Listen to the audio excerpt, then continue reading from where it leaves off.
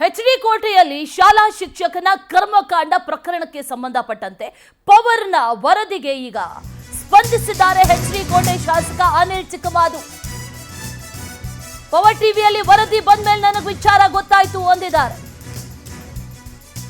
ಇದಕ್ಕೆ ಸಂಬಂಧಪಟ್ಟಂತೆ ಶಿಕ್ಷಣ ಇಲಾಖೆ ಆಗಿರಬಹುದು ಅಥವಾ ಪೋಷಕರಾಗಿರಬಹುದು ಯಾರು ಕೂಡ ನನ್ನ ಗಮನಕ್ಕೆ ತಂದಿಲ್ಲ.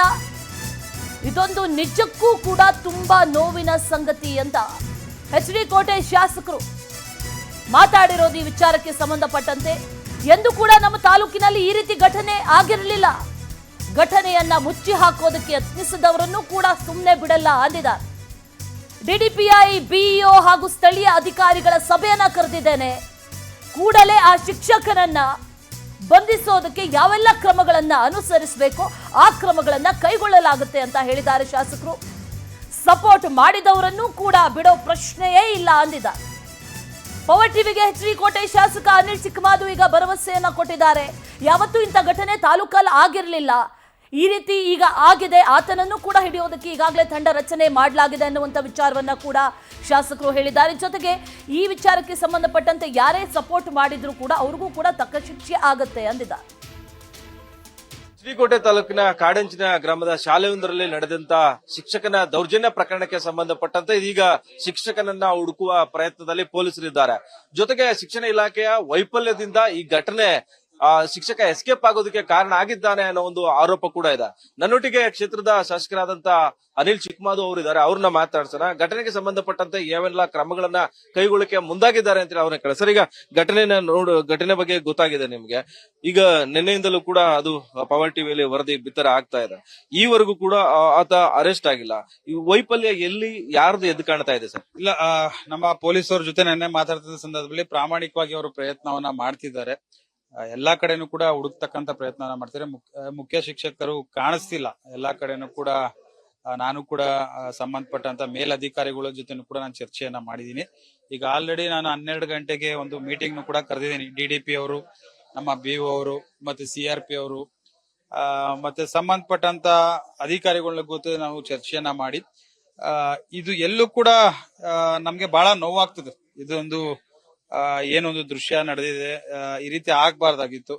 ನಮ್ ತಾಲೂಕಲ್ಲಿ ಇದು ಪ್ರಥಮ ಬಾರಿಗೆ ಈ ರೀತಿ ಒಂದು ಘಟನೆ ಆಗಿರ್ತಕ್ಕಂಥದ್ದು. ಇದಕ್ಕೆ ನನ್ನ ಪ್ರಕಾರ ಒಂದು ಹೊಸ ಕಾನೂನನ್ನೇ ನಮ್ಮ ಸರ್ಕಾರ ತರಬೇಕು ಅನ್ನೋದು ಕೂಡ ನನ್ನ ಒಂದು ಮನವಿ ಕೂಡ ಇದೆ. ಯಾಕಂದ್ರೆ ಈ ರೀತಿ ಮಾಡಿದಂತ ಸಂದರ್ಭದಲ್ಲಿ ಎಲ್ಲೋ ಪೋಷಕರಿಗೆ ಒಂದು ಭಯ ಭೀತಿ ಆಗ್ತದೆ. ಸರ್ಕಾರಿ ಶಾಲೆಗೆ ಕಳಿಸಿದಂತ ಸಂದರ್ಭದಲ್ಲಿ ನಮ್ಮ ಹೆಣ್ಮಕ್ಳಿಗೆ ವಿಶೇಷವಾಗಿ ಒಂದ್ ಕಡೆ ಬಹಳ ಜವಾಬ್ದಾರಿಗಳು ಇರ್ತದೆ, ಎಲ್ಲೋ ಒಂದ್ ಕಡೆ ಅವ್ರಿಗೂ ಕೂಡ ಭಯ ಉಂಟಾಗ್ತದೆ. ಆ ರೀತಿ ಮುಂದಿನ ದಿನಗಳಲ್ಲಿ ಆ ರೀತಿ ಘಟನೆ ಆಗ್ಬಾರ್ದು ಅನ್ನೋ ಉದ್ದೇಶಕ್ಕೆ ಸಂಬಂಧಪಟ್ಟಂತ ಅಧಿಕಾರಿಗಳ ಜೊತೆ ಚರ್ಚೆಯನ್ನ ಮಾಡಿ, ಸಂಬಂಧಪಟ್ಟಂತ ಮಂತ್ರಿಗಳ ಜೊತೆ ಚರ್ಚೆಯನ್ನ ಮಾಡಿ ಇದಕ್ಕೆ ಹೊಸ ಕಾನೂನನ್ನ ತರ್ತಕ್ಕಂಥ ಪ್ರಯತ್ನವನ್ನ ನಾನು ಮಾಡ್ತೀನಿ. ಜನವರಿ 30ರಂದು ಘಟನೆ ಆಗುತ್ತೆ. BO ಆಗಿರ್ಬೋದು, ಏನು ಸ್ಥಳೀಯ ಅಧಿಕಾರಿಗಳಿರ್ಬೋದು, ನೇರವಾಗಿ ಪೊಲೀಸರಿಗೆ ಕಂಪ್ಲೇಂಟ್ ಅನ್ನ ಕೊಡದೆ ಬರೀ ವರದಿ ಕೊಡ್ತಾ ಇದ್ದೀನಿ ಅಂತ ಹೇಳಿದ್ರೆ ಇದು ಶಿಕ್ಷಕನಿಗೆ ಎಲ್ಲೋ ಒಂದ್ ಕಡೆ ಕೇಸನ್ನ ಮುಚ್ಚಾಕೋದಕ್ಕೆ ಮುಂದಾಗಿದ್ರು ಅನ್ನೋ ಅನುಮಾನ ಕೂಡ ಕಾಡ್ತಾ ಇದೆ. ಇದು ನನ್ನ ಗಮನಕ್ಕೆ ಖಂಡಿತವಾಗ್ಲೂ ಬಂದಿರಲಿಲ್ಲ. ನೀವೆಲ್ಲರೂ ಕೂಡ ನನಗೆ ಪವರ್ ಟಿವಿಯಲ್ಲಿ ವರದಿ ಬಂದ ನಂತರ ಇದನ್ನ ನನ್ನ ಗಮನವನ್ನ ಹರಿಸ್ತಕ್ಕಂಥದ್ದು. ಯಾರು ಕೂಡ ಅವ್ರ ಪೋಷಕರಾಗ್ಲಿ ಮತ್ತೆ ಅಲ್ಲಿ ಸ್ಥಳೀಯ ಗ್ರಾಮಸ್ಥರಾಗ್ಲಿ ನಮ್ ಗಮನಕ್ಕೆ ನನಗೆ ಬಂದಿರಲಿಲ್ಲ. ಅಲ್ಲಿ ಏನು ಈ ರೀತಿ ಘಟನೆ ಆದಂತ ಸಂದರ್ಭದಲ್ಲಿ ಅವರು ತಾವ್ ಹೇಳದ ರೀತಿಯಲ್ಲಿ ಪೋಷಕರು ಕಂಪ್ಲೇಂಟ್ ಕೊಡಕ್ ಹೋಗಿದ್ರು, ಅದನ್ನ ತಗೊಳ್ಳಿಲ್ಲ ಅನ್ನೋ ಮಾತನ್ನು ಕೂಡ ಕೆಲವರು ಹೇಳ್ತಕ್ಕಂಥದ್ನ ನಾವು ನೋಡಿದೀವಿ. ಅದರಿಂದ ತಾವ್ ಹೇಳ್ದಂಗೆ ಮುಂದಿನ ದಿನಗಳಲ್ಲಿ ಈ ರೀತಿ ಘಟನೆ ಆಗದ ರೀತಿ ತಡೆಗಟ್ಟತಕ್ಕಂತ ಪ್ರಯತ್ನವನ್ನ ನಾವು ಮಾಡ್ತೀವಿ. ಯಾರು ತಪ್ಪಿತಸ್ಥರಿದ್ದಾರೆ ಅವರಿಗೆ ಅಮಾನತು ಮಾಡ್ತಕ್ಕಂಥ ಕೆಲಸವನ್ನ ಈಗ ಆಲ್ರೆಡಿ DDP ಅವರು ನಾವೆಲ್ಲ ಚರ್ಚೆಯನ್ನ ಮಾಡಿ ಇದಕ್ಕೆ ಯಾರ್ಯಾರು ಇನ್ವಾಲ್ವ್ ಇದ್ದಾರೆ ಅವ್ರನ್ನ ಎಲ್ರೂ ಕೂಡ ಇದರ ಇನ್ವಾಲ್ವ್ಮೆಂಟ್ ಇರೋರ್ನು ಕೂಡ ನಾವು ಖಂಡಿತವಾಗ್ಲೂ ಬಿಡಲ್ಲ. ಈ ರೀತಿ ಘಟನೆ ಆದಂತ ಸಂದರ್ಭದಲ್ಲಿ ಯಾರು ಅವ್ರಿಗೆ ಸಪೋರ್ಟ್ ಮಾಡಿದ್ದಾರೆ ಅವ್ರ ಮೇಲೂ ಕೂಡ ಕ್ರಮ ವಹಿಸಕ್ಕೆ ನಮ್ಮ ಸರ್ಕಾರ ನಾವು ತಯಾರಿದ್ದೀವಿ. CRC ಅವರು ಹೋಗ್ತಾರೆ, ಘಟನೆನ ವರದಿಯನ್ನ ಪಡ್ಕೊಳ್ತಾರೆ. BOಗೆ ನಾನು ವರದಿಯನ್ನ ಕೊಟ್ಟಿದ್ದೀನಿ ಅಂತೇಳಿ ಲೈವ್ ಅಲ್ಲಿ ಹೇಳ್ತಾರೆ. BO ಕೂಡ ನೇರವಾಗಿ ಪೊಲೀಸ್ ಸ್ಟೇಷನ್ಗೆ ಹೋಗೋದಿಲ್ಲ. ಈಗ ಇಲ್ಲಿ ತಳಮಟ್ಟದ ಅಧಿಕಾರಿಗಳು ನೆಗ್ಲೆಕ್ಟ್ ಮಾಡಿ ಇಂತ ದೊಡ್ಡ ಪ್ರಕರಣವನ್ನ ನೆಗ್ಲೆಕ್ಟ್ ಮಾಡಿದ್ರೆ ಅವ್ರ ಮೇಲೆ ಯಾವ ರೀತಿ ಕ್ರಮ ಆಗುತ್ತೆ ಅಂತ ಅದೇ ನಾನು ಈಗ ಆಲ್ರೆಡಿ ಹೇಳದ್ನಲ್ಲ, ಯಾರ್ಯಾರು ಇದಕ್ಕೆ ಇನ್ವಾಲ್ವ್ಮೆಂಟ್ ಇದ್ದಾರೆ ಅವ್ರ ಮೇಲೂ ಕೂಡ ಕ್ರಮ ವಹಿಸಕ್ಕೆ ನಾನು ನಮ್ಮ ಸರ್ಕಾರ ತಯಾರಿದೆ.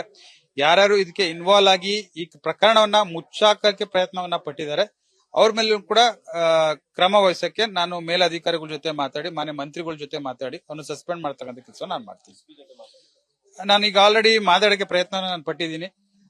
ಅವ್ರ ಜೊತೆನೂ ಕೂಡ ಚರ್ಚೆಯನ್ನ ಮಾಡಿ ಆದಷ್ಟು ಬೇಗನೆ ಅವ್ರನ್ನ ಹುಡುಕಿ ಅವ್ರನ್ನ ತರ್ತಕ್ಕಂತ ಪ್ರಯತ್ನ ನಾವು ಮಾಡ್ತೀವಿ. ಇದು ಕ್ಷೇತ್ರದ ಶಾಸಕರಾಗಿರ್ತಕ್ಕಂಥ ಅನಿಲ್ ಚಿಕ್ಕಮಾದು ಅವರ ಮಾತು. ಕ್ಯಾಮರಾಮನ್ ಹರೀಶ್ ಜೊತೆ Suresh B, power TV, Mysuru.